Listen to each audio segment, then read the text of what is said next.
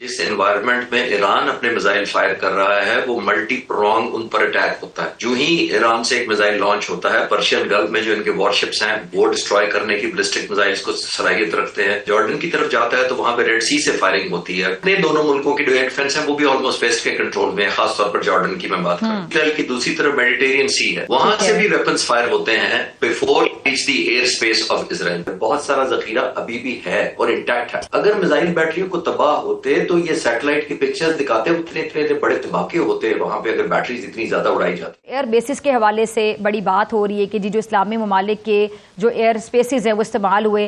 2200 kilometre का फासला, जब इसराइल से ये जंग का आगाज किया गया, ईरान और इसराइल के दरमियान जो फजाई फासले की बात की जाए, उसके दरमियान जो जो इस्लामी मुल्क उनकी एयर स्पेस इस्तेमाल हुई उस पर बहुत ज़्यादा तहफ़्फ़ुज़ात हैं मुस्लिम ममालिक को, जिन्होंने अपनी एयर स्पेसिस डेफिनेटली नहीं दी, ना ही वो आगे जाके देंगे।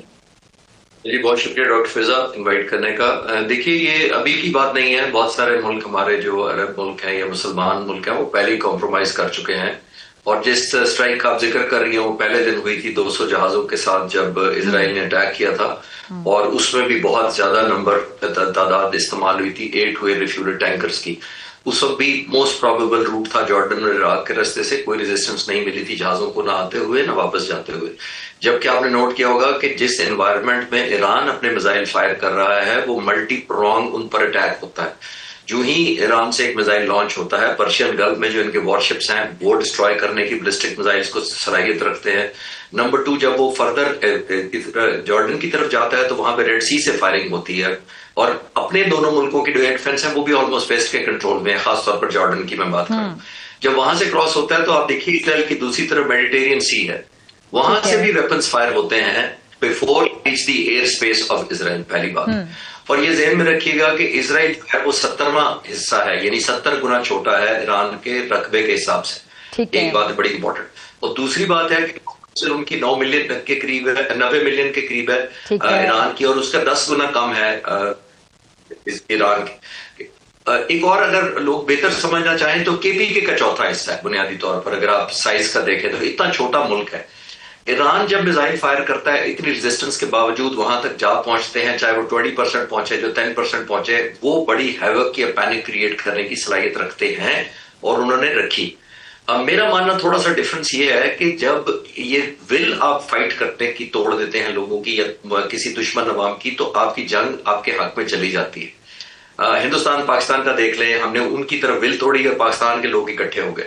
यहां से जब इसराइल की तरफ वेपन फेंक रहे हैं, चाहे 10% चले जाएं, आपने नोट किया होगा कि इसराइल में जो एलिमेंट ऑफ पैनिक है, इतना छोटा सा रकबा है जिसके ऊपर जब मिसाइल गिरते हैं तो वो कई रातों से वो सोए लोग, राशनिंग हो गई, वहां पे हॉस्पिटल की बिजली चली गई, ग्रिड स्टेशन पर हमले हुए। ये इजरायली लोगों ने देखा था कि जंग ऐसे होती है। उन्होंने जंग ये देखी थी कि हम बाहर जाते हैं, दूसरे मुल्क पर हमला करते हैं, उनकी लीडरशिप को एलिमिनेट करते हैं, अपनी मर्जी का फैसला करते हैं, सीज फायर करते हैं और उनको सबसर्वेंट बना लेते हैं उन मुल्कों को। उनके नेबरिंग मुल्क आपके सामने ही है, उस तफसील में जाने का शायद आपके पास टाइम भी नहीं होगा। एक बात।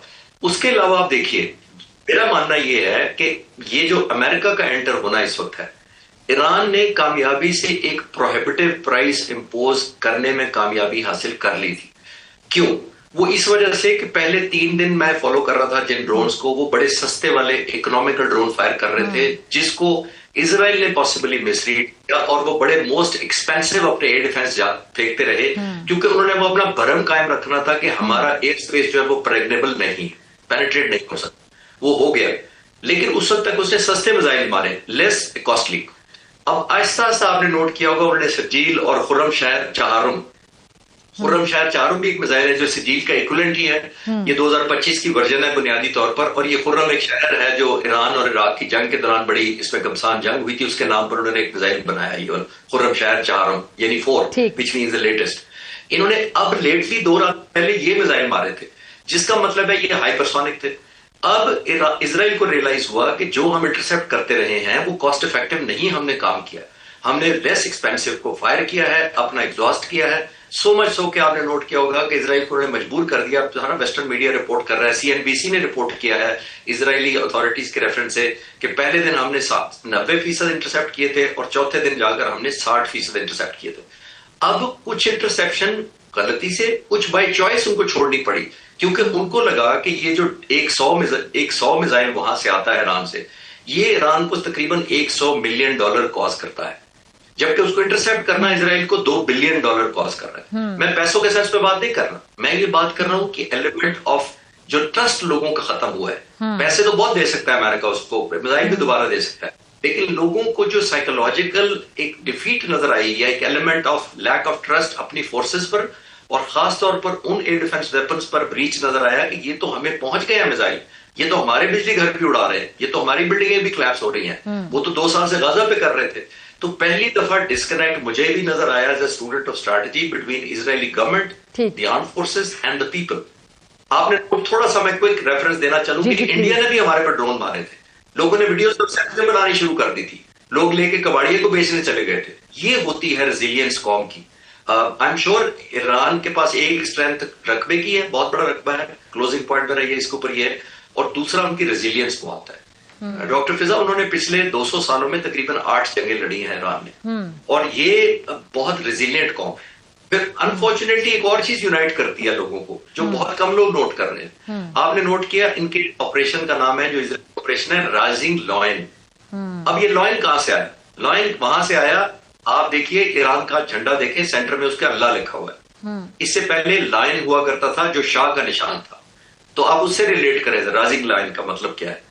तो इस चीज ने भी लोगों को यूनाइट कर दिया है कि शायद ये रेफरेंस वही रिजीम, वही वाली बात जिसको हम बात कर रहे हैं इतने दिनों से, रिजीम चेंज, ये राइजिंग लाइन वो वाला है। तो लोगों में एक और एलिमेंट ऑफ यूनिटी आ गई। अगर टेक्नोलॉजी में कहीं ना कहीं कमी नजर आती है, उनके एयरक्राफ्ट बहुत अच्छे हैं, इनके उतने अच्छे अगर नहीं होंगे, तो क्या फिर ईरान इस जंग को सिर्फ अपने जज्बे की बुनियाद पर लड़ सकता है? देखिए डॉक्टर फिजा, जज्बा बहुत जरूरी होता है और प्री रिक्विजिट होता है, लेकिन जज्बा अकेला भी कुछ नहीं होता। टेक्नोलॉजी या आपका हार्डवेयर बैक ना करे, इसमें कोई शक नहीं है। अब ये डिपेंड करेगा कि किस कैपेसिटी रह गई है। देखिए, वॉर कल्मिनेशन स्ट्रैटेजी हमेशा डिपेंडेंट होती है आपकी war fighting strategy, war fighting stamina या एनर्जी के ऊपर।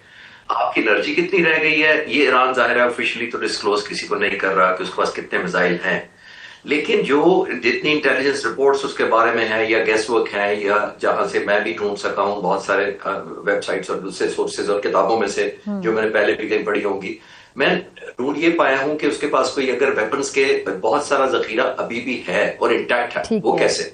वो ऐसे कि आप बुनियाद पर इजराइल क्लेम कर रहा है कि हमने उनकी जो मिसाइल बैटरीज हैं उनको तबाह किया। अगर मिसाइल बैटरियों को तबाह होते तो ये सैटेलाइट की पिक्चर्स दिखाते, इतने बड़े धमाके होते वहां पे अगर बैटरीज इतनी ज्यादा उड़ाई जाती तो। ईरान ने, जो मैंने पढ़ा है उनके बारे में, उन्होंने साइलोज बनाए हुए हैं, दैट मींस अंडरग्राउंड उन्होंने बहुत बड़े बड़े बंकर्स या स्टोरेज फैसिलिटीज अंडरग्राउंड बनाई हुई है जिससे वो फायर करते हैं। अब सवाल पैदा हो सकता है कि वो फायर करते कैसे हैं अगर वो अंडरग्राउंड है? तो वो उन्होंने एक टनल्स बनाई हुई है, जैसे कुआं होता है, जैसे वेल होता है, वहां से उन्होंने डेप्थ बनाई हुई है, मिसाइल वहां पे लोकेट करते हैं और वहां से फायर करते हैं। जिसका मतलब ये है कि अगर इवन इसराइल को लोकेशन पता चल जाए कि कहां से फायर हुआ है, फिर भी जब उनको बॉम्ब किया जाएगा तो वो सिर्फ एक कुआं को ही बंद करेंगे, उसको दोबारा रिफ्रेश किया जा सकता है। मिसाइल बैटरीज, इसीलिए आपने नोट किया होगा कि इतने हमले के बावजूद वो फायर बैक भी कर रहे हैं। और बाय द वे, अगर जो मोस्ट डेंजरस सिचुएशन जो मैं समझ रहा हूं इसराइल के खिलाफ जा सकती है, वो यही है, जैसे मैंने पहले अर्ज किया था कि वो शुरू में सस्ते मिसाइल रिलेटिवली लो इकोनॉमी के मारते रहे हैं, लेस डैमेजिंग हो बेशक, लेकिन उनको उन्होंने जो डिप्लीट किया है उनका एयर डिफेंस जो इजराइल का, वो बड़ी कामयाबी से कर लिया है।